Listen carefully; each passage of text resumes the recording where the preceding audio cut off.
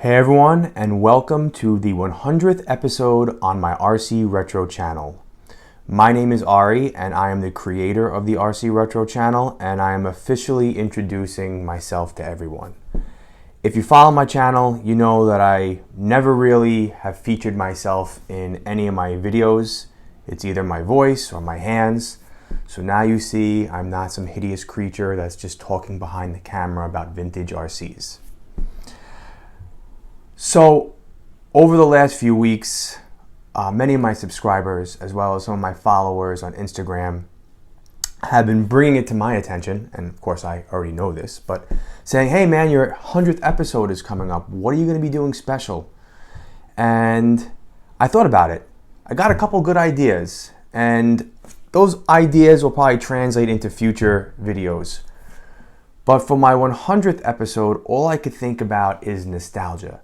You see, many of you out there will comment after I post a video of a vintage rebuild or one of my vintage RC cars running, and you'll reminisce a little bit about your childhood or, 20, 30 years ago about when you had that car. So that's the real reason why I got into this hobby 2 years ago, was because I started to think about the cars that I had as a kid. So that's what this episode is going to be about. This episode is going to be about me reminiscing and sharing with all of you where my inspiration and my passion for this hobby came from. So I'm going to discuss the 3 RC cars I had as a kid. So my first hobby grade RC was a Kyosho Raider. This did not come easy to me when I was a kid. It took a lot of begging to get one of these. I came from a single family home. I lived with my grandparents. So my mom, couldn't afford to get me one of these. So, my uncle, who was into RCs, had a very influential role in my early childhood, and took me out to the park one day, and in the parking lot was running with one of his buddies. I think they were like grasshoppers or frogs maybe. And I don't know if I was in 3rd or 4th grade, and he let me try it. So what's the first thing I do? I hit the throttle and the thing just takes off. I lose control of it. It goes under a car. And basically from that point on for the rest of the day I was a bystander and not playing with him. But, it really sparked my interest, and I really wanted an RC car from that point on. So the holiday season came around, and what did I get for the holiday? As I begged for a hobby grade RC car, a bunch of Toys R Us, Radio Shack RC cars in the mid 80s to late 80s, where you put like 6 AA batteries into them, and they had the single remote where it was one button that if you pressed forward, it went forward, and then the back button, it kind of went back and turned. It wasn't even like a dual stick. So of course that kind of held me over for a few months, but as I went from, I want to say from the 4th grade to the 5th grade, I kept begging and begging and begging, and my uncle kept saying, it's a very expensive hobby, you're going to break something on it, you're not going to be able to replace it. So finally, after months and months and months, my uncle and I went to my grandfather. My grandfather agreed to give him money to take me to the hobby store to get an RC car. Of course, my uncle did his homework, and being in the hobby, he knew how to build an RC car. But for me, he figured what would be a better way to get into the hobby than a ready-to-run. So this is not the Raider I had as a kid. That's long gone. I sold that on eBay, I want to say about 10 years ago. But I was fortunate enough to find a mint condition one. The box is in excellent condition, and this is in mint condition. Never ran. I don't have the steering arms on it, which is why the wheels are just going back and forth. But I don't know if I'm ever going to do the body on this, or if I'm going to keep it in a box. I don't know. It's sentimental value. Some people have their issues with, well, if you're going to get a new in box vintage kit, Why are you going to keep it in a box? Might as well build it, might as well run it. I don't know. I mean, I was thinking about getting another Raider, a junky one, and just running it and maybe restoring that one. But whatever. So this is what I had as a kid to start off with. And I remember sitting there and, putting the charger for 15 minutes for like, I don't know, a 1200 milliamp battery. And then, the 15 minutes would be up, the quick charger, and then the little light would be on, a little trickle light. And I would sit there and just, I don't know, watching my show, like, oh, I'll go out there and run it in an hour. Just let it trickle for an hour. And then I would go out there and run it in the cold, in the street, because I lived in like the suburbs, and basically I just would go around and around and around in a circle, up and down the block, up and down the block, and then 5 minutes would pass and it would just die on me. That was pretty much the extent of me running this, which is basically up and down the block as a kid and around in a circle. But I had a lot of fun with this. The Raider was an interesting buggy. This was a ready to run, but they also had just a Raider, which was red. This one, which was black and neon. And then they had a Turbo Raider, which was white and orange. And that had like some hopped up parts on it. The Red Raider was you build that as a kit. This came ready to run. All you had to do was put a servo and a receiver in there. Came with a motor and mechanical speed control. And then the Turbo Raider was again a kit that you would build and but had hopped up parts on it. So that is my first RC car. So my second RC vehicle was a Kyosho Rider Corvette. About a year after getting the Raider, I got the itch to get another truck, buggy, anything. And I got the Tower Hobby catalog sent to my house, I don't know, once a month, every other month, or something like that. And I remember going through the Tower Hobby catalog from the front to the back and just reading and rereading all the different characteristics and parts and all that stuff about all the different RC cars, from Lassie, Team Associated, Kyosho, Tamiya, Traxxas. And I saw this monster truck in the very back of the catalog, where you had like, I don't know, 15 to 20 different advertisements on one page. So I had like a small little square in the back. And I was like, this is a very cool looking monster truck. And what was interesting, it was never featured in a main advertisement in the catalog. I mean, this is basically the same exact monster truck as the Big Brute and the Big Boss by Kyosho, just with a different body.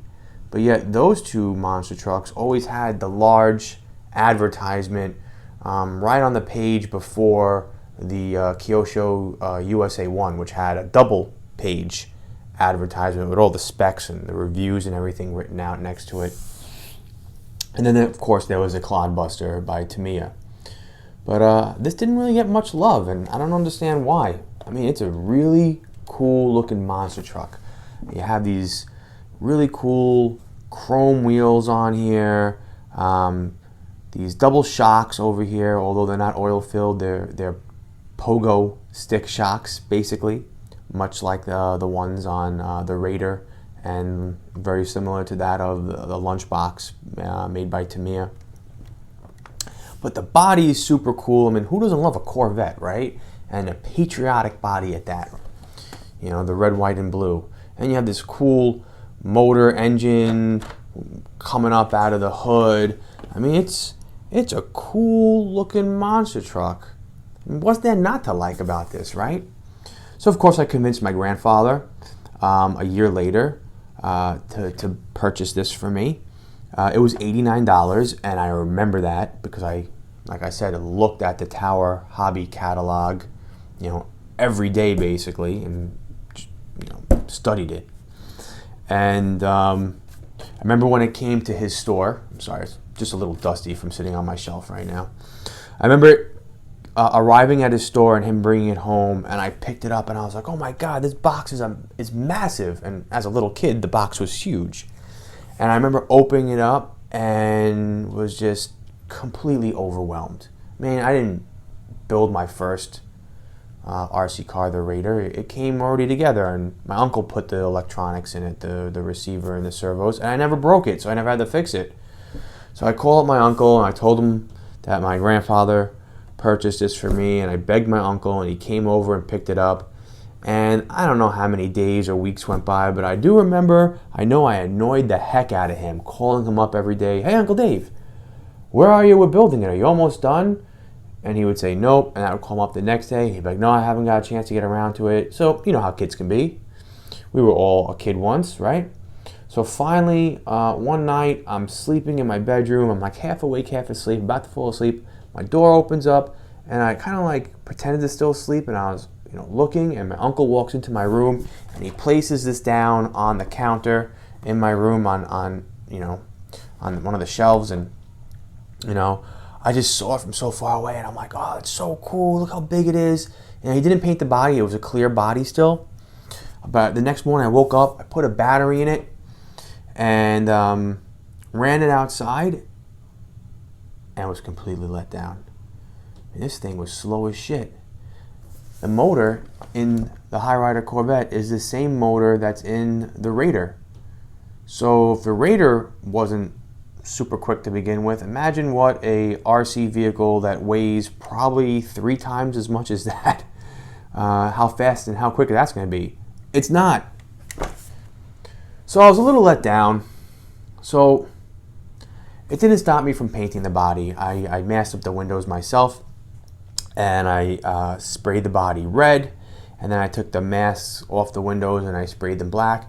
And believe it or not, for being a kid, I don't know, in the 5th or 6th grade, I did a pretty damn good job on that body. And just like the Raider, I took it out in front of my house and rode it up and down the block and did circles, and batteries only lasted for a couple minutes. And I remember this experience specifically, and this is kind of where it went all downhill for this monster truck. Now, I knew it was slow, but my neighbor down the block got a Nico Big Bubba, and we were talking about our trucks, and like, talking smack to one another, and saying how we were gonna meet up after school and race. And I'm like, yo, I got a hobby grade RC car that my uncle built for me, and he's got some Radio Shack toy for a kid. So here I come walking down the block with the big red Kyosho hauler bag that this went into. And when I took it out, he looked at it and right away looked intimidated. He looked at this thing and was like, whoa, look at the size of that thing compared to my Big Bubba. But the moment I hit the throttle and this thing just started to roll, and I say roll, I can't even say took off, because it doesn't take off because it was so slow. He looked at me and let his rip, and that little toy Big Bubba Nico car hauled ass around this thing. I mean, that thing was zipping around, flying. It was 3 times as quick as this thing. I was completely embarrassed. So into the Kyosho red bag it went, and I don't think it saw the light of day for many, many years after that. As a matter of fact, I found it in my mom's attic many years later when I was older, engaged, and getting married and moving out, and I went through my stuff in the attic, and I basically took it out, cleaned it up, and sold that on eBay as well. So the third and final RC car I had as a kid was a Team Associated RC10 Championship Edition. This is not the buggy I had as a kid. This one I picked up a few years back. It is a mint condition Championship Edition. It's a later one where it had the black parts on it, where they started to switch over to the black parts. The one I had was the first Championship Edition that did not have the stealth transmission. It had the 6-gear transmission and had all the white parts on it. And the shock caps were also the gold anodized aluminum that matched. But this is a mint one.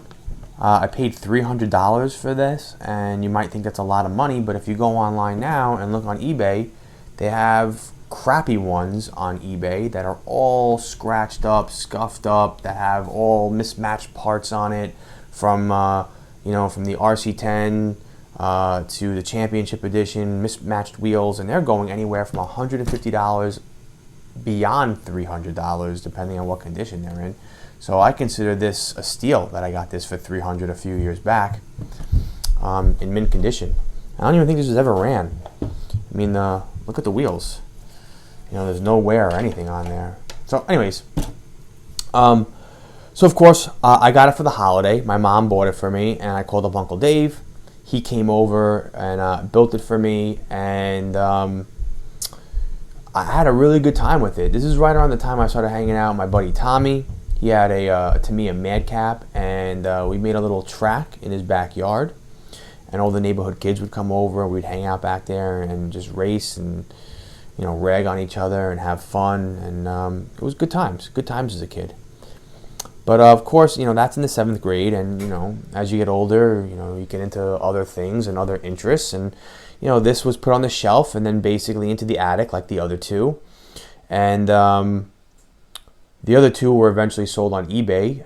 This one I gave away to a coworker who was very much into RC cars. I still keep in touch with that person, and from time to time I'll ask him what happened to my RC10 that I gave him, and the answer is I think I sold it. So if you didn't, Frank, I would really appreciate getting that back. Or at least you can give me your Monster Beetle, your new in-box Monster Beetle. What are you going to do with it? At least I can put it on my channel and do something with it, right? So, I know Frank is watching because he's a subscriber. So, and that's that. And that's pretty much the 3 RC cars I had. What was my favorite?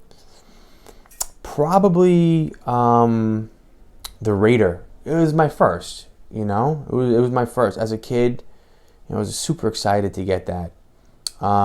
Least favorite obviously was the Rider Corvette. Definitely the coolest to look at though, right? Just not much of a fun truck to run. This definitely I had a lot of good times with too, but again, couldn't say it was my favorite because it wasn't my first, like the Raider. So those are the 3 RCs I had as a kid. So what's next for my channel? I'll tell you for a fact that I'm definitely going to get a Raider and run it and restore it. I'm looking into getting another RC10, specifically a team car, to add to my collection. I do have a few other projects lined up, like an Avante Black Special that I have that I'm going to build. I have a big wig restoration coming up, and a couple other different vintage buggies that I'm going to restore or do run videos for. But there's always more content to be put out, and I'm always looking for new ideas to make my channel, a little bit more interesting. So I hope you enjoyed this video, again, reminiscing with me about nostalgia as a kid, as to, how I got involved into this hobby. And thank you for watching and subscribing, and if you're new to my channel, please hit the subscribe button. I definitely can use the support. I definitely need to grow my channel. It's not really where I want it to be, but it is what it is, right? So I'm still going to keep putting out great content. At least I think it's great, and I'm hoping that you keep watching and enjoying. Thank you very much. Hey, you liked my video? Then give it a thumbs up. And if you're into RC, please consider subscribing to my channel to check out some of my other vintage RC content.